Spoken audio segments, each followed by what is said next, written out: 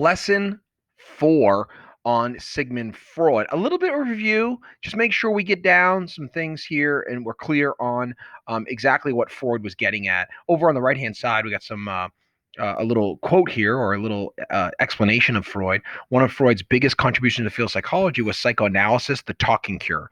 And Freud believed that our emotional and behavioral problems are due to repressed desires, negative in life, experience that we keep buried in our unconscious. And the solution to that was talking about them. And he is right about that. Talking about traumatic experiences is incredibly liberating and healthy. And it's something that you should do if you've had some bad things happen, into it with a trusted adult or friend. All right, Sigmund Freud. After Anna O, remember her? We're gonna make sure we get some notes on her. We looked at her, but we didn't actually take notes. Freud theorized that events from our childhood, right? Childhood greatly influenced our adult lives. So our childhood events uh, greatly affected our adult lives and our personalities. Freud felt that mental illness often derived from traumatic experiences from childhood. And by the way, can I just say, this is totally dead on right. This is so right. And this is why Freud is still influential, even if his methods are laughed at more or less now, and we can kind of joke about them. But he is dead on about the fact that mental illnesses, although there are genetic components to quite a few mental illnesses, a lot of mental illnesses are developed from traumatic experiences as childhood. And we know that trauma from a child greatly affects how well they'll learn in school, their ability to socialize with others, and even health issues that come about. Like literally, health problems are created from traumatic experiences, which, by the way, happened to Anna O. Anna O had a bunch of physical symptoms, and they were a result of traumatic experiences that she had gone through. Okay, look at this. So, a lot of education, if you go into teaching, or in psychology, there's a lot of talk about trauma that children experience and like what the effects are. So I'm just going to give you a little basic here. So in 2008, they did a massive study in Philadelphia on adverse childhood experiences study. It's called ACEs. We're going to talk about this in class.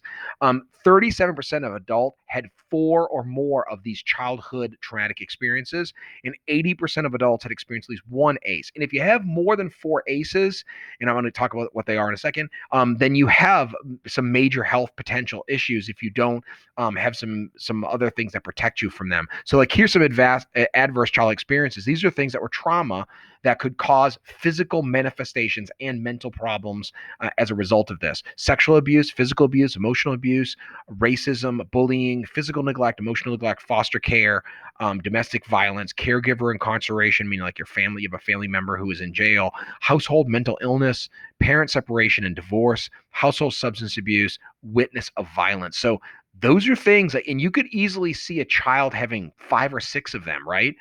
You witness violence in your home. Well, then you also have a parent who probably uses substance abuse.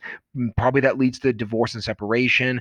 Maybe someone has a mental illness as a result. Someone gets incarcerated. Like those 5 right there, they could all be together right there, and that can affect you as a child.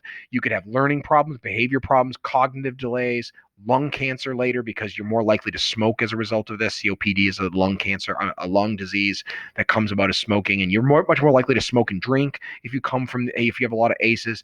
Death at a younger age, substance abuse, like all of these things are a result of traumatic experiences happening before the age of 18. And here's the deal: Freud was onto this. He knew that this was the issue.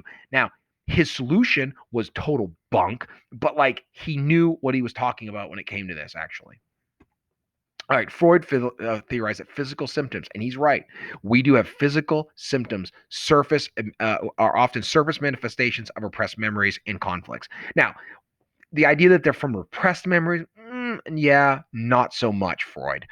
They are actual memories that we have, and we actually probably need to talk about those memories because it will really help us dealing with them. We'll feel better, even though we're like embarrassed and we think. So the problem with children, and is that when you're 16 or 15 or maybe 10, at some point as a teenager, probably this doesn't happen as much. But the problem is that when bad things happen, you think it's your fault, and then you're embarrassed. So therefore, you don't tell people. But even as a teenager, I never wanted to tell friends about my mother being in mental institutions ever. Matter of fact, the one time I did, a girl didn't talk to me again. So, like as a teenager, like that cruelty really stung me hard, and I thought, like, she thinks I'm crazy. Meh. I mean, high school, frankly, to be honest with you, that probably was accurate. But the point is that like that you think it, you think what people you're so worried as a teenager what everyone's going to think of you, but the reality is what you need to do more than anything is to talk to a trusted adult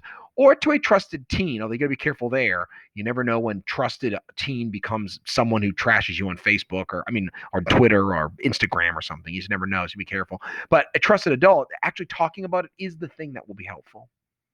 All right, and that is the next lesson. Thanks.